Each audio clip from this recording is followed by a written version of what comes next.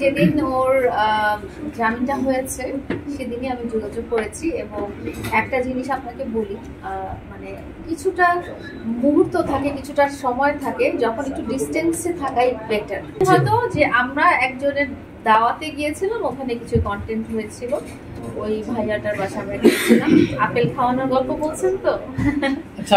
আপনার কাছে আমার লাস্ট একটা কোশ্চেন। আরে শেষই হয় না, আপনারা কি করেন? আমার একটা লাস্ট কোশ্চেন, সেটা হচ্ছে যে মামুন জেল থেকে আসার পরে আপনি তাকে ভালোবাসেন, আমরা জানি, বা গোটা বাংলাদেশ জানে যে আপনি মামুনকে যথেষ্ট ভালোবাসেন।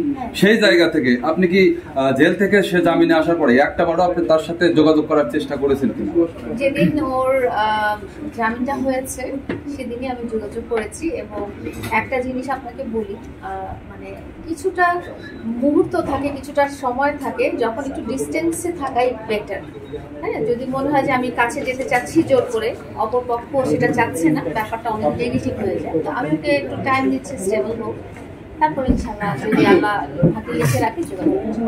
আচ্ছা, যদি কখনো অন্য মেয়েকে বিয়ে করে সেক্ষেত্রে আপনি কি পদক্ষেপ নেবেন? কোনো পদক্ষেপ নেব না, গিফট পাঠাবো। কোনো পদক্ষেপ নাই? এই যে বললাম গিফট পাঠাবো, বিয়ে করছি।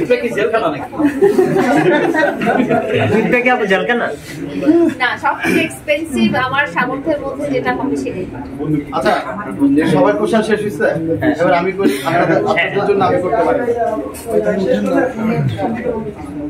যে বিষয়টা জানতে চাচ্ছি, ইতিমধ্যে কিন্তু মাসুদ খানকে নিয়ে প্রিন্স মামুনের সাথে একটা আলোচনা বলি, সমালোচনা বলি হচ্ছে, এইটি নিয়ে আপনি কি বলবেন? এখানে দুইজনই হচ্ছে সেকেন্ড পারসন, থার্ড পারসন, আমার আসলে বলার কিছুই নেই। কিন্তু আপনি তো বরাবরই অভিযোগ করে আসছেন যে মাসুদ খানের সাথে প্রিন্স মামুনের একটা সম্পর্ক রয়েছে। অবশ্যই সম্পর্ক রয়েছে, এটা তো ডিনাই করার কিছু নয়। আমরা মাসুদ খান ভাইকে 2022 সাল থেকে চিনি এবং উনি 2022 সাল থেকে খুবই ক্লোজ আমাদের সাথে, এবং ওনার অনেকগুলো প্রমোশনাল কাজে আমি গিয়েছিলাম, উনি আমাদের বাসায় এসেছেন। ওনার সাথে আমি এবং মামুন দুজনই খুব ক্লোজ। সেই হিসেবে একটা ভাই সুলভ বা বন্ধুত্ব সুলভ সম্পর্ক আমার সাথে আছে।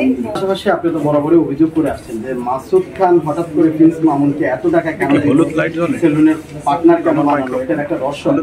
এটি আপনি কখনো বলেন না, কিন্তু রহস্যটা আমরা একটু জানতে চাই, কি রহস্য?